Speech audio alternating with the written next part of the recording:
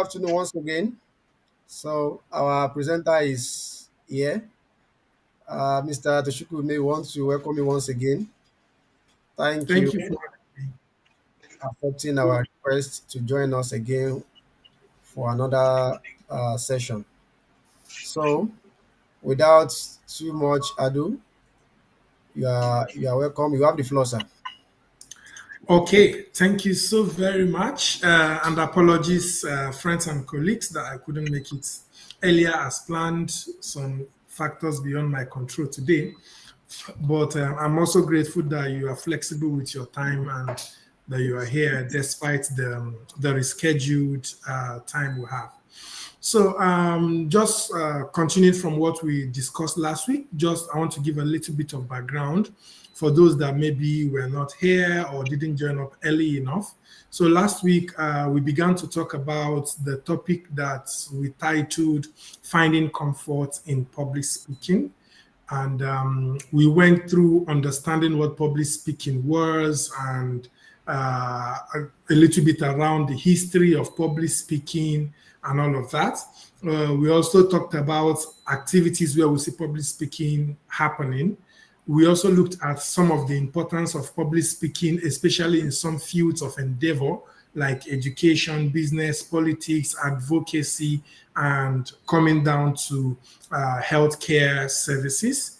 We went further to discuss one of the critical challenges that people have in public speaking, which we titled Public Speaking Anxiety.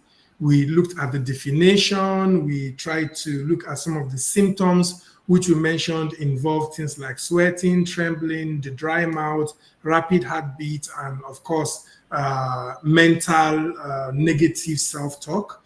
We also looked at what are some of the causes that make people have this public speaking anxiety, part of which we mentioned was fear of judgment, lack of experience, and maybe sometimes negative experiences. We also found out that apparently we are not alone in case for this kind of situations. We are not really alone.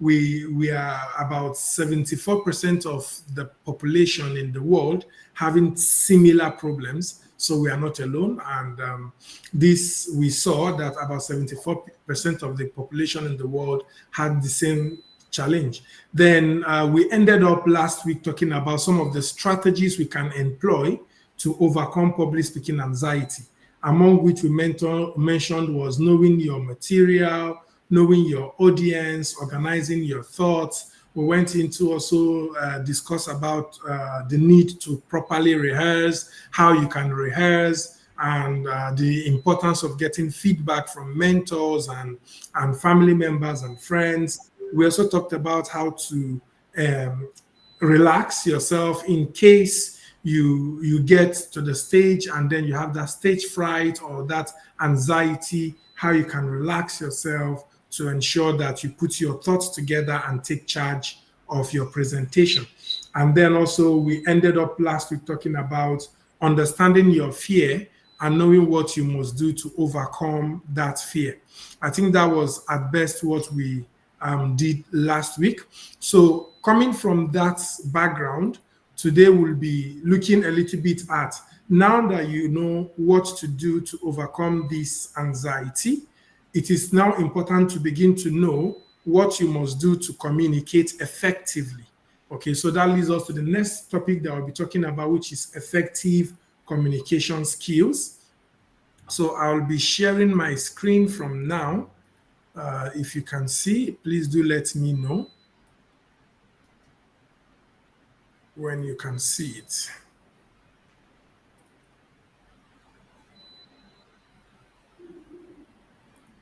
Can you see my screen now? Yes, sir. Hello? Yes, you can, Yes, sir. I Yes, can sir. see your screen. Screen now. Okay, thank you very much. So, having said that, looking at effective communication skills, yeah, here. So we talked about one of it will be clarity and conciseness. Okay, so for you to communicate well, for people to relate and understand what you're talking about, it is important that you avoid use of jargons, especially for you people in the public health sector. For example, you have acronym for almost everything. I'm sure you have acronyms for your names, right? So please, when communicating or making public presentations, it's important not to use those jargons because most people may not really relate. Okay, what means, for example, SMOH for you may mean something else for someone else, considering their background and all of that. Or only maybe where you know you're talking to a high level of technical people that are in the same field with the same level of exposure and experience, that you know, okay, these people at this level of their career is expected to know this acronym, or is a popularly used acronym that these people can know. Because the whole essence of public speaking is to communicate your idea, to share your thoughts. And if people do not understand what you're saying, you have lost them. You are not communicating. So it's best to leave it simple, clear, and direct. Avoid jargons as best as you can. Then engage your audience. It's very important. So most times people think their work is to come present facts. Okay, so that may, anyway, it depends on the kinds of presentation, but whatever presentation you're doing, as far as it involves people, it is important that those people are carried along. So sometimes, you know, you need to throw questions to the audience just to gauge the level of engagement, how they are following. Are they with you presently? Are their minds stuck in whatever issues they have from home or their personal lives? You know, you need to know. So other times you need to bring up examples or stories that are very relatable. If we are talking about economic situation of Nigeria, for example, and I come to you with all the data analytics and presenting facts, you know, talking about data, you probably will not understand me. Like, okay, yeah, so what does it mean when he said the MPC is equal to the APC? You know, you would not understand all of those issues. But when I relate something like, okay, if you go to the market to buy this and they tell you it is 10 naira today, then next tomorrow you come back, they tell you it's 15 naira, the level of related, how you relate to the story will probably be better because you probably have had similar experiences. So you can relate, you can easily understand what I am trying to communicate. So engaging your audience is very important, and most especially if you're talking to adults. One of the principles of adult learning is that they come with a wealth of experience. So for you as a presenter, you must acknowledge the experience that they have in the room, and you must give them the opportunity to express themselves. Because if you don't, they will switch off.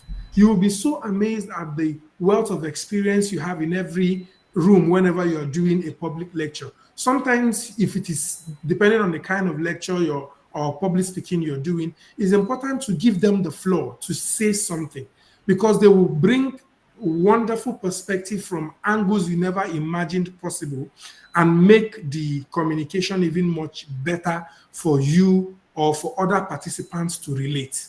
So give them the chance to show their level of experience, knowledge, or understanding on the topic that you're talking about, right? Allow them space to also chip in once in a while.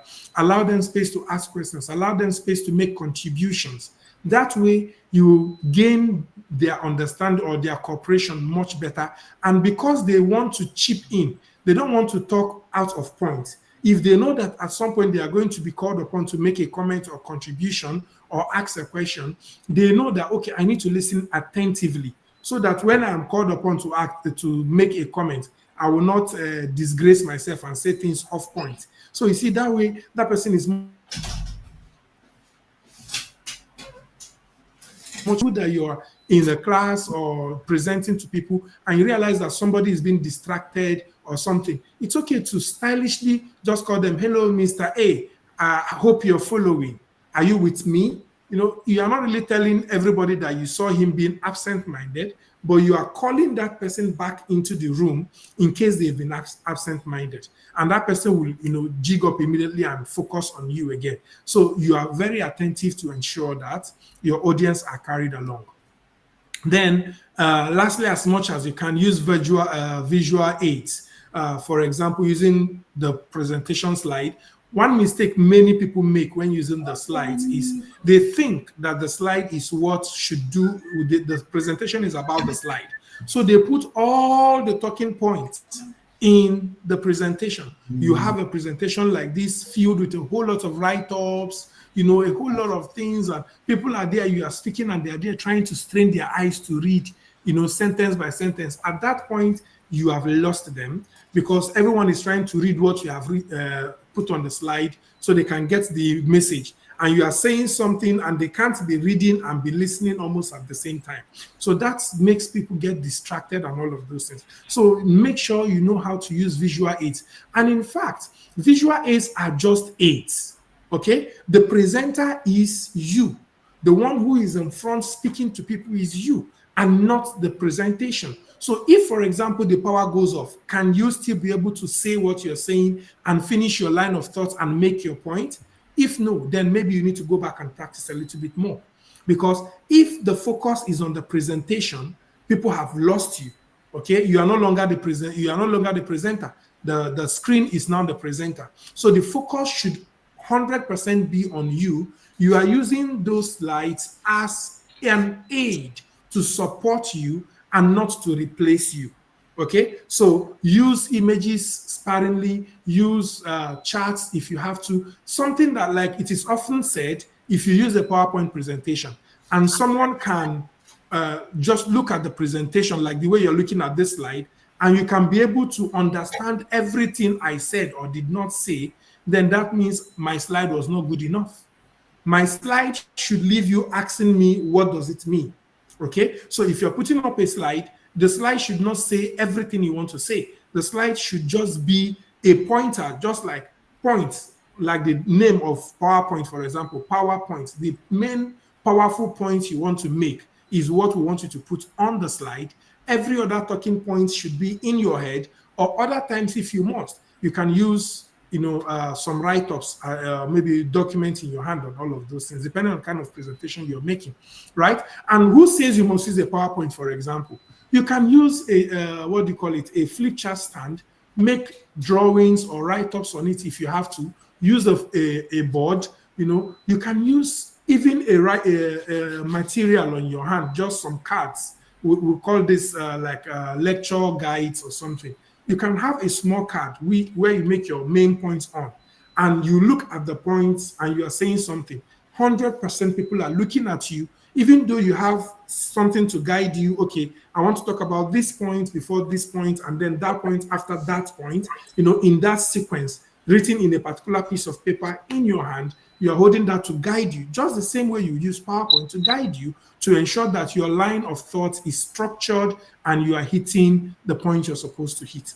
So make sure you use aids as aids and not as replacements of you, but it's important, again, to vary the kinds of aids that you use, because people learn differently. Sometimes it's important to put a little bit of video clip. Other times, open up conversation for people to talk. Other times, using graphics or maybe images or something. It captures the mind. It has a way of transmitting messages faster than your words could say. They say that a picture is equal to 1,000 words. Okay, so instead of saying a whole lot of things, you could just use graphics to represent your idea and pass the message quicker and faster. Right? So these are some of the skills you probably want to look at to help you improve on that. Then when you have mastered this, it's important to begin to build your confidence. Okay? So to build your confidence to stand in front of people to talk about things that are really important starts with first visualizing how positively or how successful you did it. If it is not in your mind, it probably will not be in your life. Okay, so for you to be able to present, especially if you've not done it before or you are always scared doing it, always, instead of having that negative thought that what if I fail, change that with a positive thought. Okay, visualize it. Okay, at the end of this, I'm going to do this presentation. It's going to be successful. Like try to see the end, that you finished it and people were coming to you and like, oh wow, that was powerful. Please, can I have your contact? I would like to have more conversation around this topic next time. Okay, see that mental picture in your mind. Visualize positive ending, whatever it is, to your presentation. Then, very closely linked to this is to challenge your negative thoughts. Okay, it's very possible that you, oh, what if I make mistake? What if they ask me a question I don't know? What if, what that, what this, what about that? All those negative thoughts are going to come. You need to challenge it with those positive images in your mind. Visualize the end being positive, challenge the negative. Oh, why not somebody else? Maybe somebody in the room is more experienced than you. Why is that person not the one doing it? Why is it me? When those thoughts begin to come, challenge it. I am the best person to do this activity. If it is not me, nobody else is going to do it better. If possible, look yourself in the mirror and tell yourself that you are able, you are capable, you can, and that is why you were asked to do it. If anyone asks you to do something, it's because they know you have the capacity to do it. So you need to begin to believe in yourself and use those self-belief to fight those negative thoughts whenever they come up. Then you need to gradually expose yourself to the public speaking realistically. Okay, start small, engage in smaller group, then gradually increase your exposure level to bigger groups. If you feel you're going to be judged, if you feel still not very confident enough to present in the public, begin to talk to a small group of people, maybe amongst your friends that you're very much comfortable with. Talk to them about something you are interested about. Most of us do that, right? Engage your friends, engage them in conversations. They will listen to you talk for like 2, 3, 4, 5 minutes. Take it slowly but steadily. Talk to a smaller group, then gradually increase your exposure level. Volunteer to talk maybe in your associations if you belong to any, in your societies if you belong to any societies or clubs, and volunteer to speak, volunteer to get involved in addressing the public, making an announcement. If you're in church or some other organizations, join a group, participate in activities. The more comfortable you are around certain people, the more comfortable it is that you will maybe share your thoughts with them, right? So get more exposure consciously volunteer to say something. You'll probably say it and you make mistakes and they will laugh at you, but then that is not a damaging group of people, because there is nothing to gain, there is nothing to lose. After all, you're volunteering.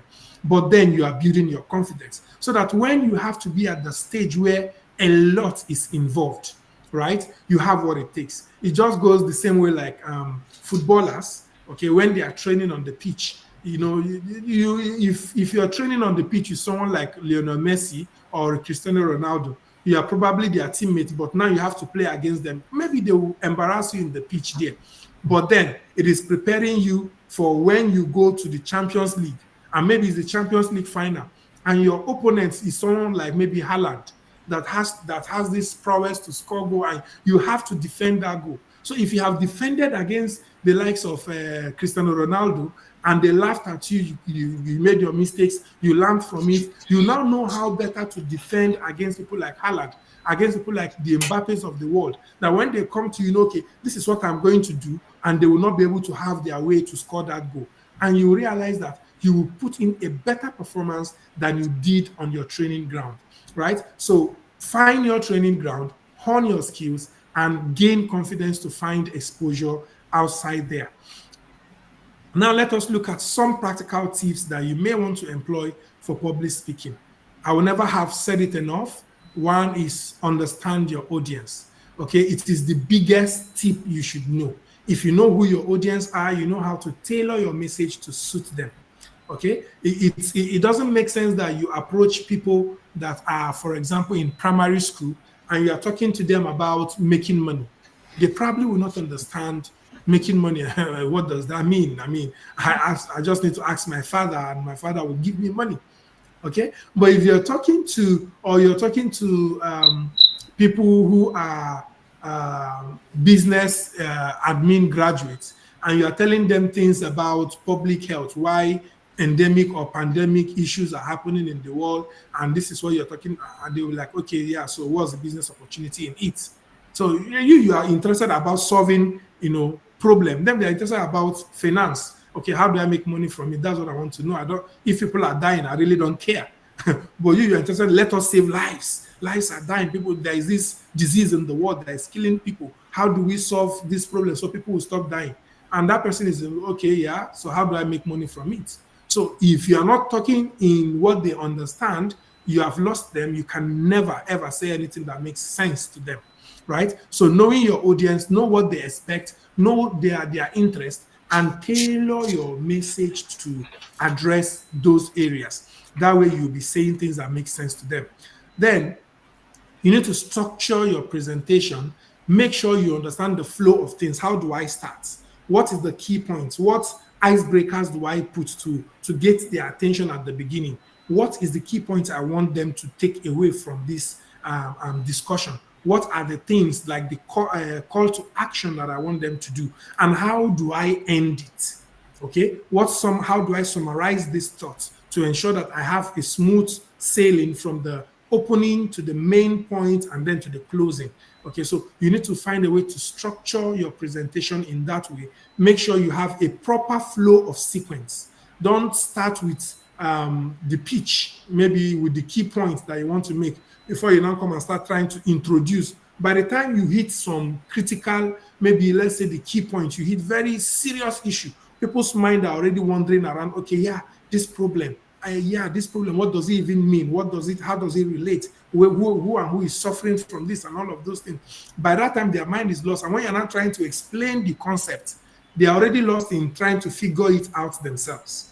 You have lost them completely. But if you start with, gradually starting with the smaller level, introducing the concept, then before talking about the concept, the consequences, and then the solutions, and then the action you want them to take, you realize that way you have taken them through a journey progressively that they are able to relate and follow you and work with you. So this is one way to structure, or a very important way to structure your presentation. Then lastly is knowing how to engage your audience in answering their questions and taking feedback. Sometimes the feedback you get may not always be the best. It's even possible that, yes, you manned up to do that presentation, but you didn't do it so well.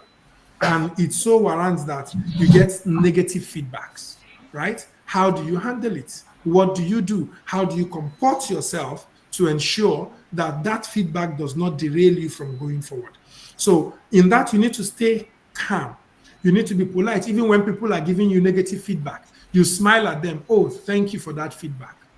Yes, because you don't show the people that you are pissed off on what they are saying, because when you do that, you're losing control.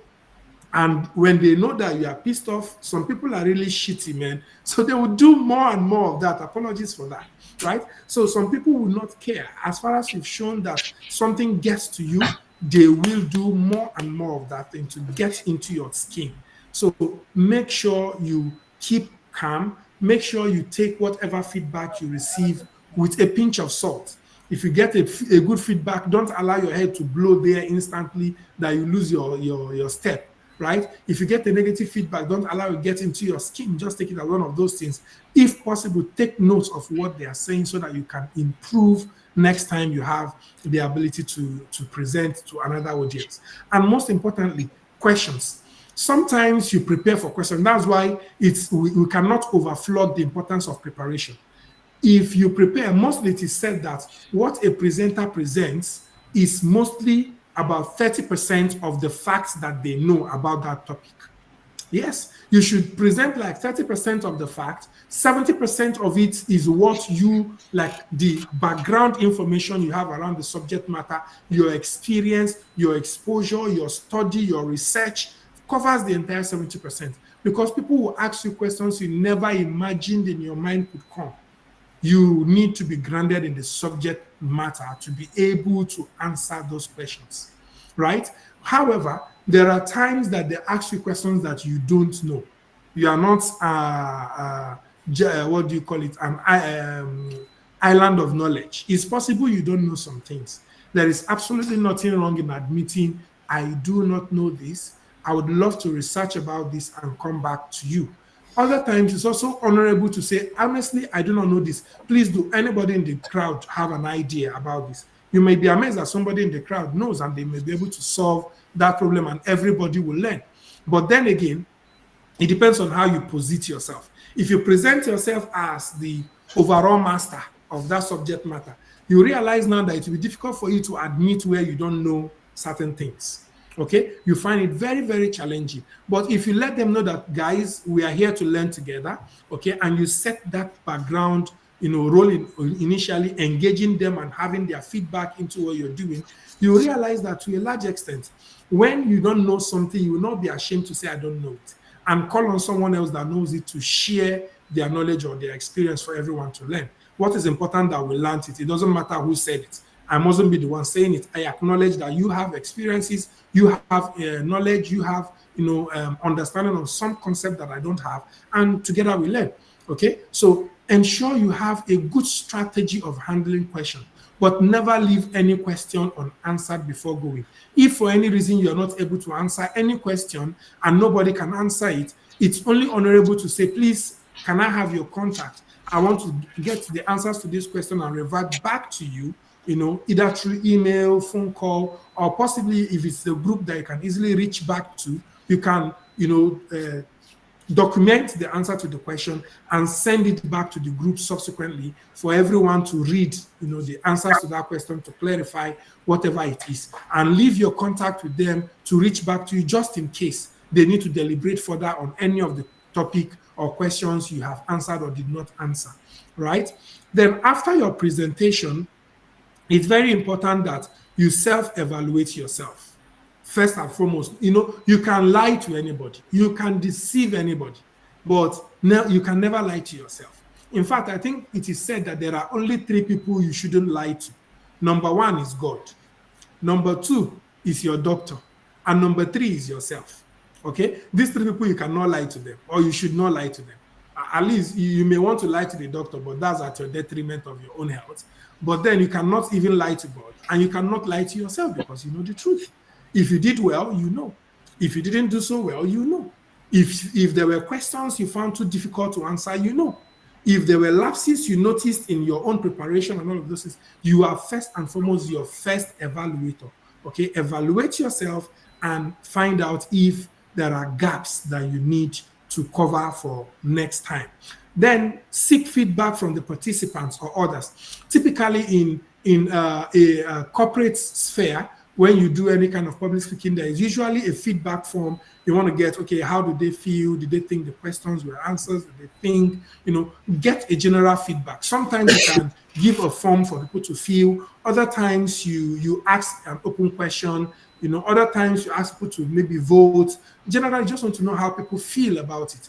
But then again, it's also important to do it in such a way that is a little bit anonymous, so people don't, because they're looking at your face, they don't want you to feel bad, and they'll raise up their hand like, yeah, I think you did well, I think you answered the questions well. Just most of us must have known when a teacher asks you in the class, do you understand? Everybody will echo, yes, sir. However, we really did not understand, but we don't know how to tell him that we didn't understand. So we just echo that, yes, we understand. Let him shall just go. You go and meet your colleagues later and say, please, so that in that man said, I don't understand that one. Can you help me? Okay, so it's important that you create that atmosphere that will make people comfortable to give you constructive feedback, whether positive or negative, right? Let people give you feedback so you know exactly what to do better next time. Then, at the end of it, please celebrate yourself, because it's not easy. No matter what, at least you've done it. You've done this one, whether it is good, it is bad, it is perfect or not perfect, at least you have done it. Celebrate yourself. Rejoice, enjoy that moment first. Celebrate that moment. Then whatever correction that needs to be done, we can now take all those feedback we've received, into, you go back to work and begin to look at it. Okay, now I've rejoiced, I've celebrated. Now all these things they said, how do I bring them back to work on them and improve on myself or my presentation skills and all of those things. Having done that, it's also important to seek a professional training if you think you need it. Okay, maybe you have looked at some of the things, some of the skills. Maybe they talked about your presentation skill was poor or your facilitation skill was poor, and all of those things. And okay, yeah, I thought I did my best, but then my best is not good enough. And how do I improve? Sometimes academic courses could help. Sometimes a mentor could help. Sometimes going to watch videos of how people have done it better could help. So whatever is going to help, if you think even going to school or studying something around it will help, please by all means do. But don't go to school because I want to get a certificate to prove that I am a public speaker. No, it's not about the certificate, even though it may open doors in some ways. But the emphasis should be on really, really learning and acquiring the skills that are needed to succeed in your public speaking endeavor. Then, lastly, go back and do better. Now that you have done all this, you have taken back the feedback, you have evaluated yourself, collected feedback from people. May I also say that it's not every feedback that you need to take into action. Because, of course, some people will say feedback out of malice, out of jealousy.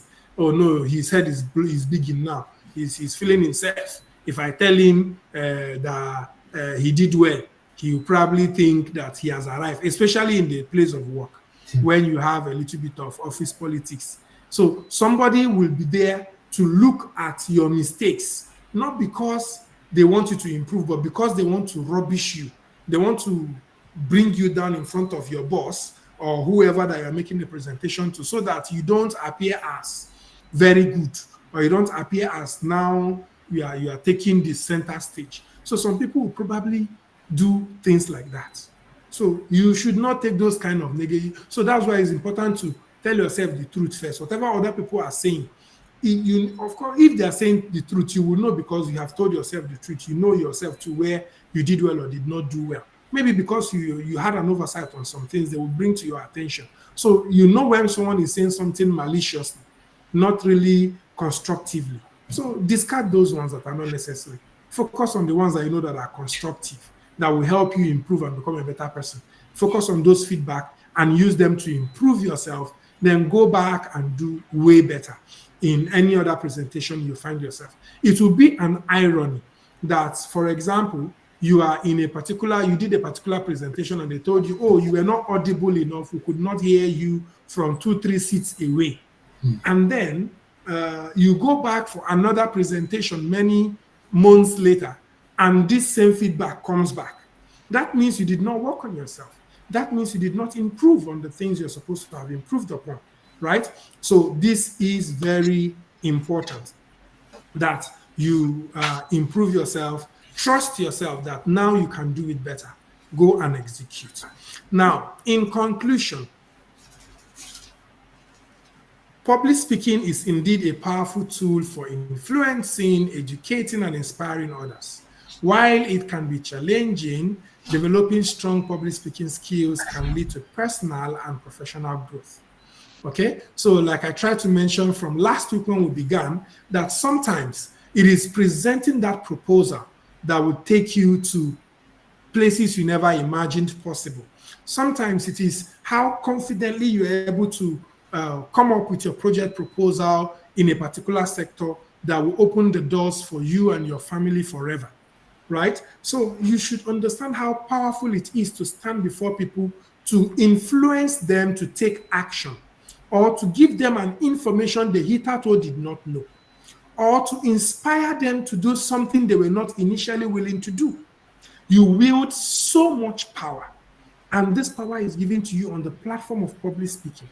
If you know how to use these powers very well, you will make sure that at the end of the day, you are achieving a whole lot with the powers you've been able to acquire, making your own life better.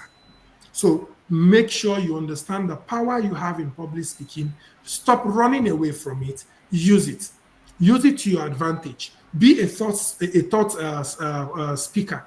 Okay. Be someone that people will look up to on a particular subject matter to say, we know that Mr. A or Mr. B is going to approach this matter, and whatever he or she will say will make us to take a particular action that before now we wouldn't have taken. Okay, so by Mastering this technique to overcome anxiety and improve your confidence, you can become a more effective and confident public speaker.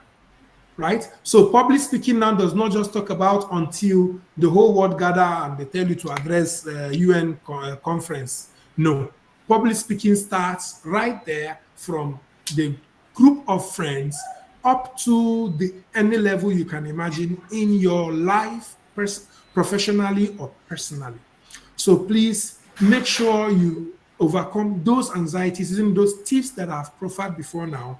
Now improve your confidence and ensure that anytime the spotlight is set on you, you are ready to say something that will inspire, that will educate, that will inform, and that will motivate people to take the action you desire for them to take. So, ladies and gentlemen, thank you very much for your time and attention. At this point, I would like to throw the mic back to you to take the center stage, ask questions, make your contribution, and let's have it. Thank you. Thank you so much, sir. Thank you, sir. Can we Welcome, can sir. we unmute and clap for our presenter? You can also use the digital clap. Thank you, Thank you sir. very much. That Thank you, was thank you, that thank was you. awesome. Thank you so much. In fact, the decision to make it two sessions was really a great one because I don't think what would have happened if we had taken it last week. Thank you so much, sir, for this presentation. So Welcome. we are in the question and answer section. Please, okay. Grace Olukumbi, you have a question? Please, if you have any question, can you please raise your hand? Okay, Grace Olukumbi, you can go ahead, please.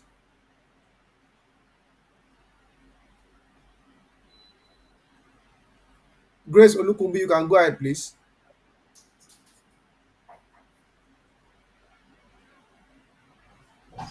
Please unmute and ask your question, please. Okay. Any other? I'm sorry. Okay. It's an error. It's an error. Oh, I didn't intend to raise my hands. But oh, it was okay. a wonderful presentation. It was highlighting, and I hope to work on myself using your various suggestions and instructions. Thank you. That's great. Thank you, ma. So, any other questions?